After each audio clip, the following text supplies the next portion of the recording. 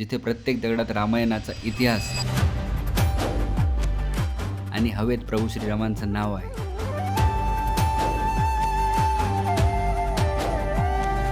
अजय विशेष सुंदरम समस्त पाप खंडनम स्वभक्त चित्तरंजनम सदैव राममद्वयम्.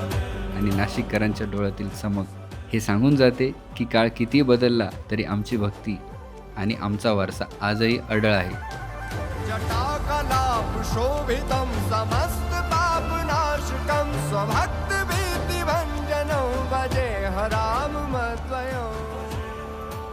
तर रोषणाईच्या प्रकाशात हा जळजळणारा उत्सव नाशिकच्या अस्मितेचा आरसा आहे.